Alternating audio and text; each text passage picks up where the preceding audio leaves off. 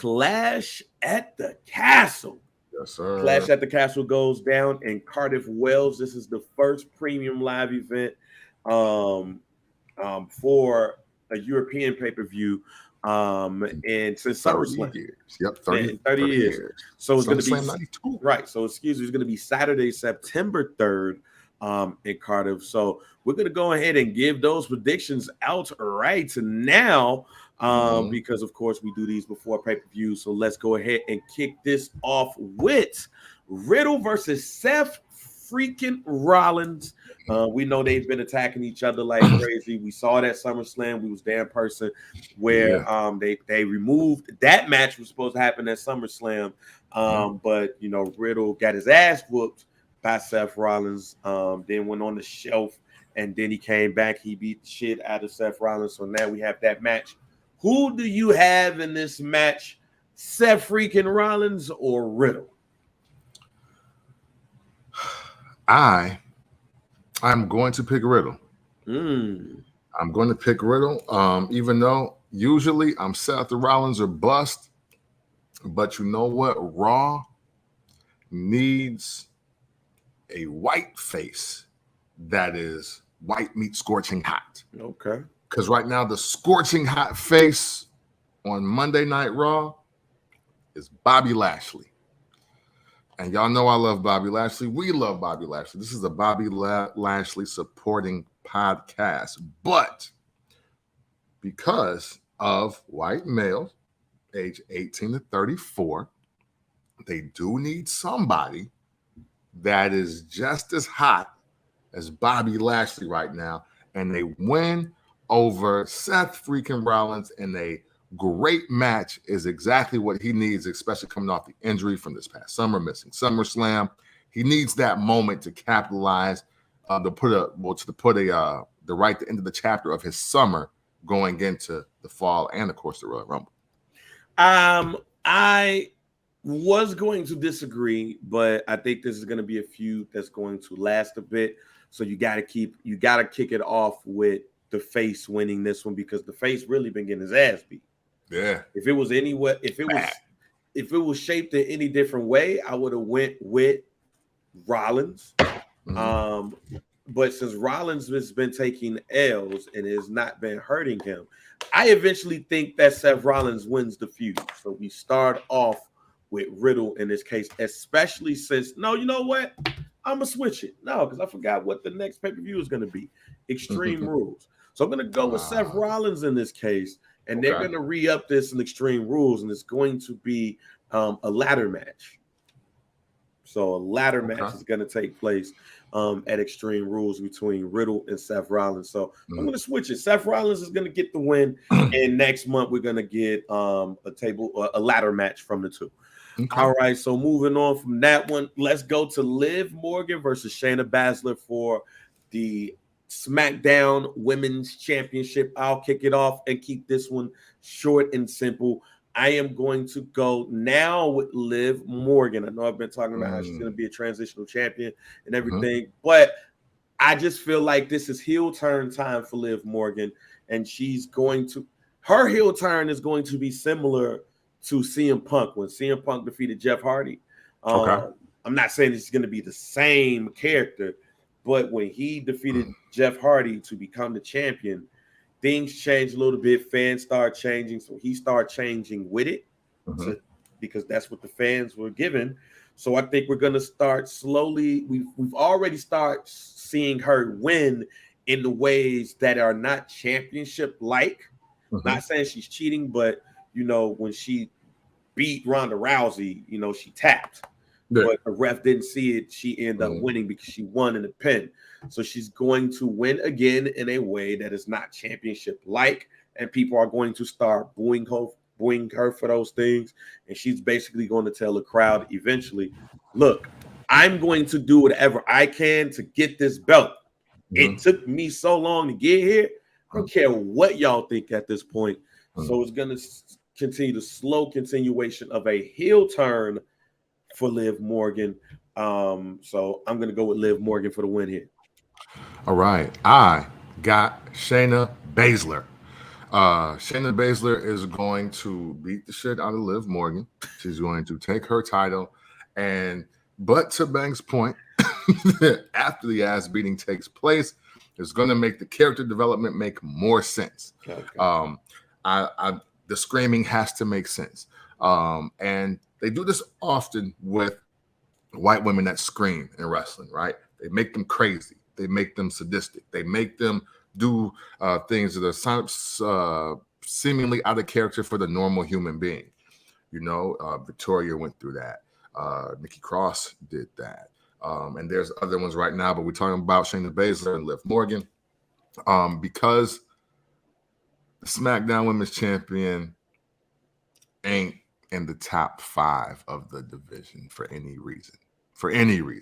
Like, she's not the best wrestler. She's not the best talker. She doesn't have the greatest matches or moments. She's not the prettiest for people that make it matter. Not that she's an ugly young lady, but she's just, just whatever. So when you're not winning at anything, you got to go back to the character development stage. There you go.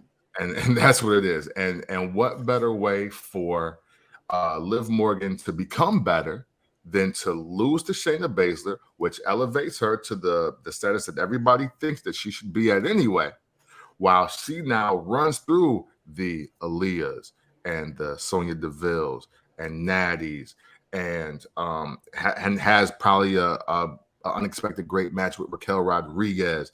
Obviously, Nikki and Doudrop are going to break up. So, you know what I'm saying? Like, it's just... Oh, you saw the arguing in the back, too. Yeah, you know what I'm saying? So, like, and her, she already beat Shotzi. So now she's going to beat homegirl Xia Lee, I think that is. Yeah, Xia. So it's a chance for her to do exactly what you said, get that CM Punk moment, but with the belt, nah, I don't see that happening. All right, cool. Let's go ahead and move on to the trios match. Bianca Belair, Alexa Bliss, and Asuka versus Bayley, Dakota Kai, and Io Sky. Dakota Kai and Io Sky faced Alexa Bliss and Asuka in the semifinals of the women's tournament, where Dakota Kai and Io Sky took home that win. In a stiff match as well. That match was, I thought a couple of people wasn't going to come out healthy after that match, but that trios match takes place. Who you got in that match? Man, I got the new women's tag team champions, Dakota Kai and Io Sky along with Bayley, because they're not in America, man. I'm gonna keep it as real as that. They're not in America. Bianca Belair is still gonna look good. You know what I mean? Bayley's back. Bayley's back, and to have the tag champs win, because it's more about putting Bayley over, I think, more than anything. So I got them, even though Bianca Belair is going to look stellar. I got the opposite, because I think that European fan base is going to go nuts, and if that happens. Mm-hmm. It makes my Bang Me Knowing moment even stronger, which we'll talk about a little bit later today. Yeah. It's one of those pay-per-views where the stars got to shine too. So I think the star in this one is going to be Bianca Belair. Hogan must pose for Bianca Belair is braid must twirl. So I think the braid will twirl, and Bianca Belair is going to come out on top, mainly because there's a real big possibility that you're right. Dakota Kai and Io Sky are the champs, so they'll get their get back at the pay-per-view, and then we'll start seeing, that back and forth. Yeah. So then from there, we have, and I'm going to switch it a little bit here, because in the mode of Bret Hart and Davey Boy Smith, I wouldn't mind the Intercontinental Championship being the main event here. Right, yeah. And I wouldn't mind it if Roman Reigns say, "Yeah, I'm trying to get in and get the fuck out." Yeah. And when he does that, he goes first. So I'm going to let's go ahead and now pick Roman Reigns versus Drew McIntyre for the undisputed WWE Universal Heavyweight Championship. I am going to kick this one off by saying that Roman Reigns will win here. No, it would be this is going to be a stiff match. Every match with Drew McIntyre and Roman Reigns is a dope stiff match, and this is what this is going to be. But we're going to be throwing them ones up. He's going to get acknowledged in Cardiff Wells. Roman Reigns and his new schedule-reducing contract is going to win, and he's going to keep the belts. Okay. I have Drew McIntyre by disqualification. Okay. Yeah. No, let's not ever get it fucked up on my end. All right.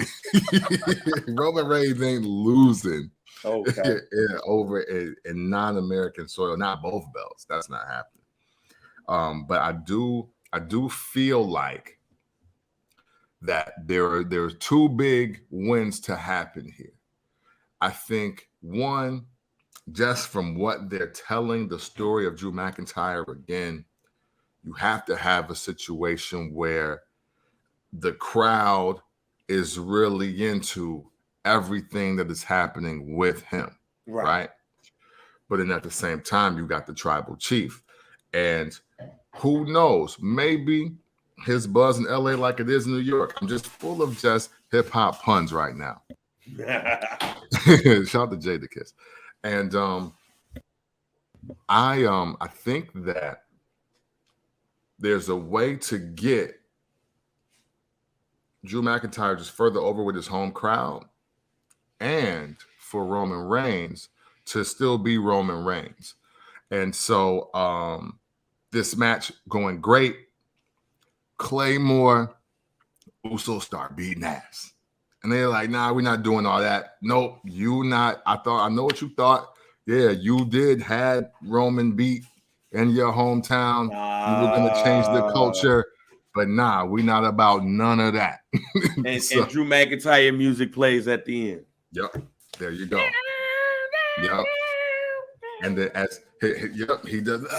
He got all of that. He got the sword in his hand. But you know what? It's 6 titles and 1's in the ramp. Okay. Drew McIntyre by disqualification. I'm with you on that. So this match should be the match that ends the show. And especially if you saw Friday night on SmackDown, the stare down, the we don't give a damn what's in front of us or around. We don't give a damn what's around us. We only care about what's in front of us. Great segment, by the way. Yes, great segment. Shouts out to Ludwig, though, for fighting both guys. Hey, that's all the Brawling Brutes ass. Yes, that's very underrated here. That Ludwig did not take the L here. Yeah. When fighting both members of the Brawling Brutes 2-on-1. So it's not being talked about enough, ladies and gentlemen. Thanks. But Gunther, or Gunwalt, as I will now call him, Gunwalt, versus Sheamus for the Intercontinental Championship, Shades of SummerSlam 1992, when Davey Boy Smith went up against Bret Hart in the main event for the Intercontinental Championship. That's what I see here. I'll go first in this prediction because I want to give Sheamus his flowers. I've said on this show that I'm not necessarily the biggest Sheamus fan. It's partly because of the microphone. I like heel Sheamus. I like super heel Sheamus. The WWE champion. Yes, I like super heel Sheamus. Junkie Jeff. I like Junkie Jeff. I like just kick you out, like just kick you, and like him versus Triple H. I like super heel Sheamus. I don't like tweener Sheamus. I don't like face Sheamus. The only Sheamus I like is when he really wants you to hate him. This is the first time that tweener / I want y'all to fuck with me or hate me, either way it go, Sheamus has ever been liked by me. Okay. Sheamus acknowledged that he's been in the ring with everybody and beat them all, but he's never been Intercontinental Champion. And once I'm Intercontinental Champion, I am Super Grand Slam Champion. You are only one that's holding this back. I'm gonna beat your ass. Gunwalt comes in and say that, yo, I'm the Intercontinental Champion. I respect you. Fuck with you. I'm gonna beat the shit out of your ass. Just know, in front of the crib, it's my time. And they stare each other down. The guys are fighting behind them. They ain't flinch. Right. Like, their eyes did not even go. Like, you know, sometimes you stare down, you be like, oh, okay, just bump into me. No. Boom. They were locked in on each other. And when I tell you, I cannot wait till Saturday to see this match. I cannot wait to see these two white men bumping meat, pause, with each other. Because this match right here, I can't remember who it was. I think it was Dave Meltzer or Vince Russo. I think it was Vince Russo, actually. The WWE for years now has not been allowed to blade. They're not allowed to blade so they can bleed on purpose. This match is so exciting that people are like, yo, blade if y'all want to. Because this is a match, this is There Will Be Blood. This is like, this match is going to be so hard hitting. This has to end the show. Because whoever follows this match is fucked. Yeah, I agree with you. Especially at the crib.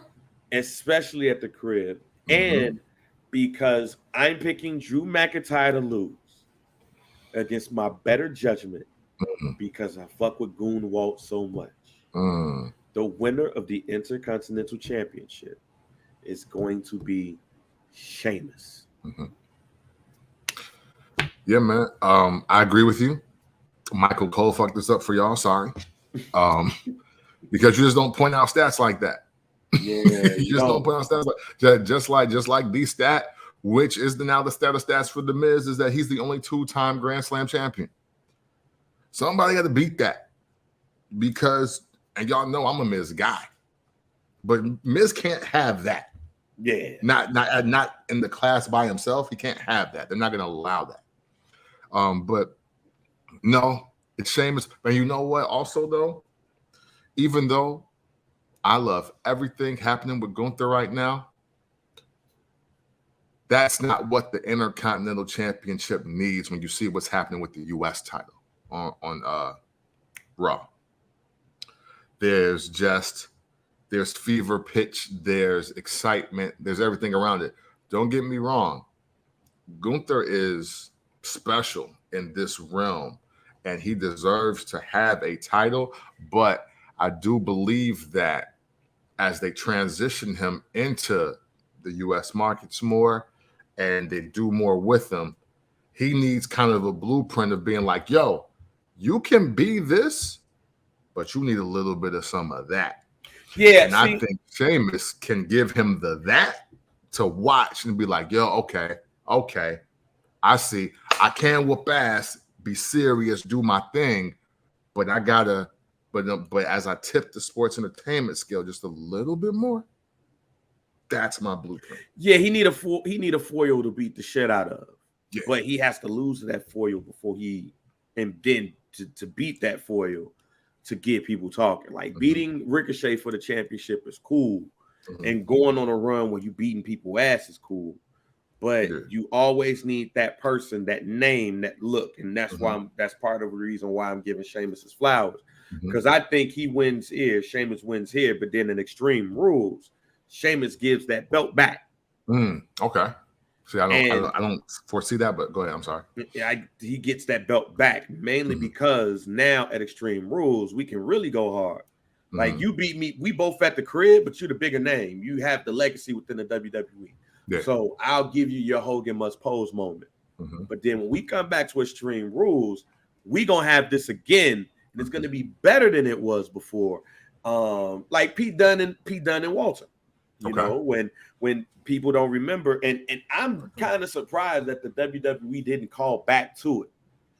But Pete Dunne, mainly because of the name change. But Pete Dunne was the longest running UK champion. And then he wrestled Walter. Mm-hmm. And he lost that belt. And then they wrestled again, and Walter beat him again. And then Walter went on his streak, becoming the longest running UK champion. Mm-hmm. Even if you look at Dragunov, the match with Dragunov, Walter won. Walter takes that one home, and then Dragunov finally defeats Walter to become the new UK champion. Same situation here, and especially since Dragunov was the smaller guy, having that type of match with Walter, who's the bigger guy. Walter needs that type of situation for this audience. Oh man, Sheamus beat him because people expect Sheamus to beat Walter because it's Sheamus. It's the former world champion. It's a multiple-time world champion, multiple-time US champion, multiple tag champion, going up against Gunther, who's just the Intercontinental champion. But what should happen, in my opinion, and what's going to happen is, he loses. But then when Extreme Rules come, where you can do a no disqualification match, or you can do a tables match, or you can do a chairs match, you can do a TLC. Now this match becomes even more physical, and Walter or Gunther wins the title, and then you have, your rubber match where Walter takes it home, and now he can continue to go on his reign of terror, and then somebody like a Braun Breaker, or a new younger name that needs that rub, could go ahead and remove that title from him, because then now he becomes bigger, and then now you could put him in that high mid card, low main event status, where once a Roman Reigns or a face Cody Rhodes wasn't healthy, or any of those types need an opponent to beat while they're champion, that could be Walter, because I don't know yet if Triple H is willing to put the big belt on him.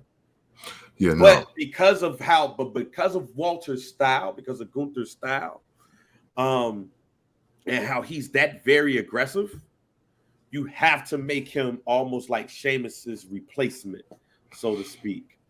Yeah. All great points. I want you to call back to this time right here.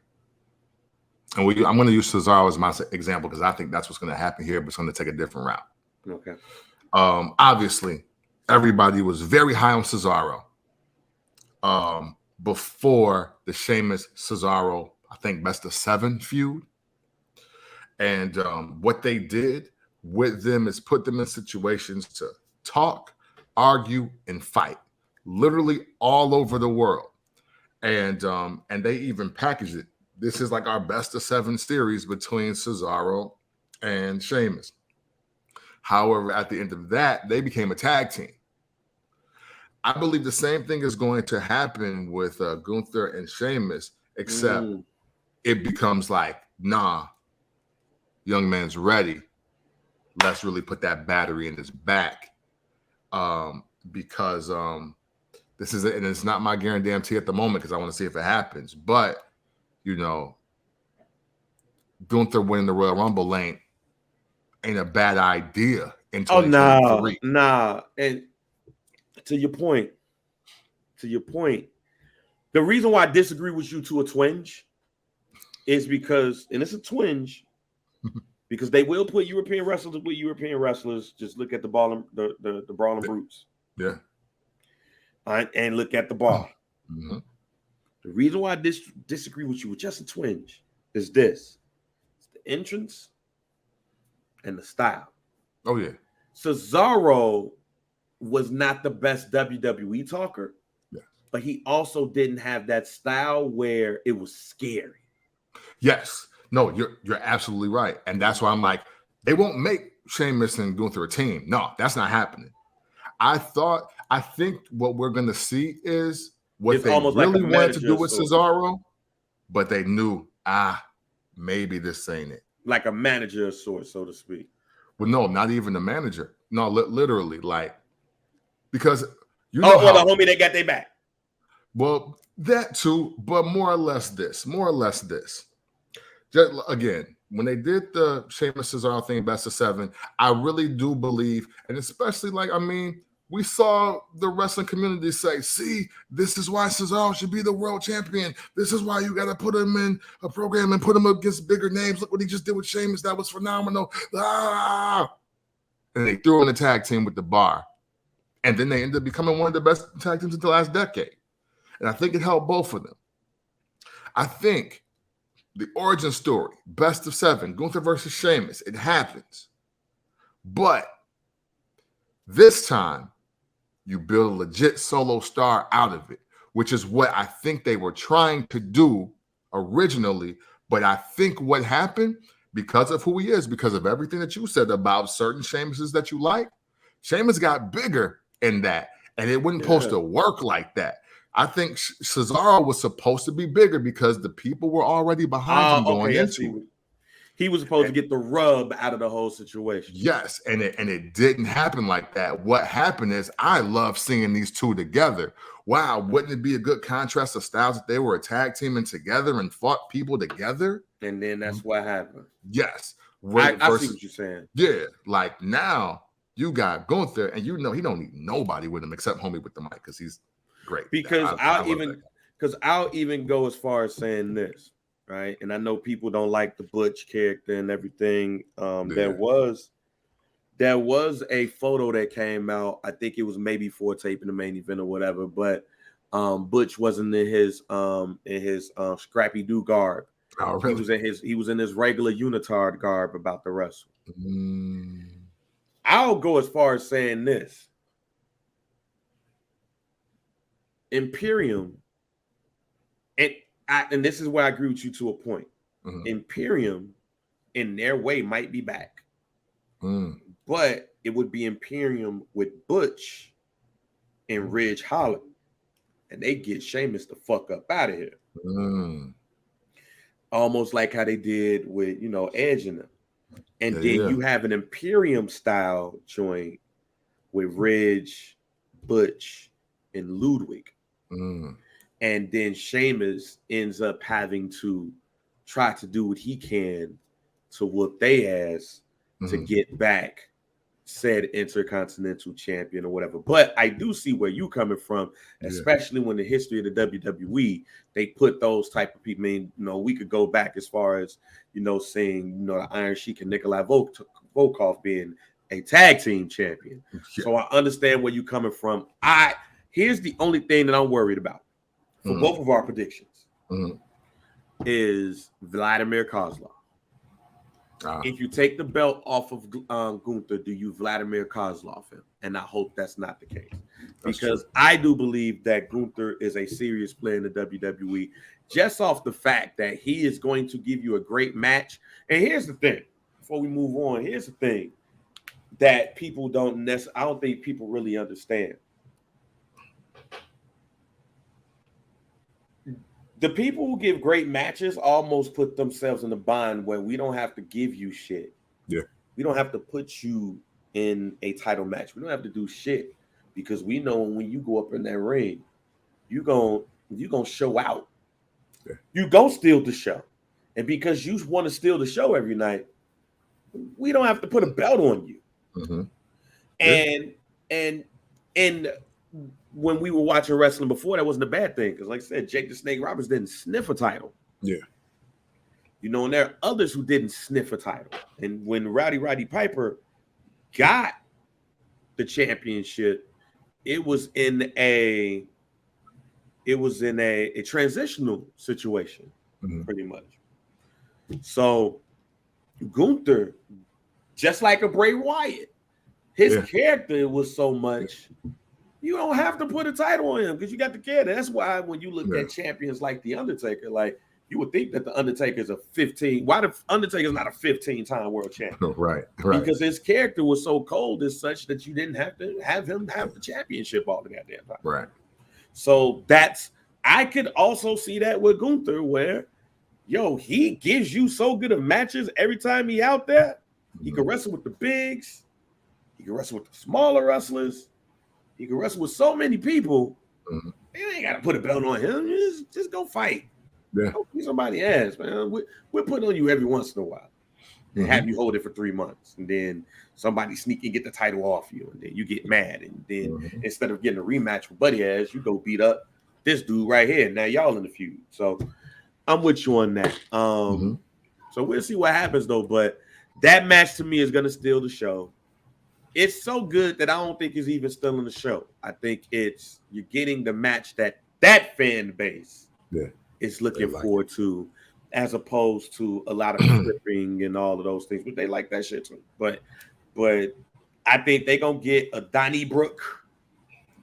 You're gonna see smacks and chops and fists fly, and you're gonna see a very physical match.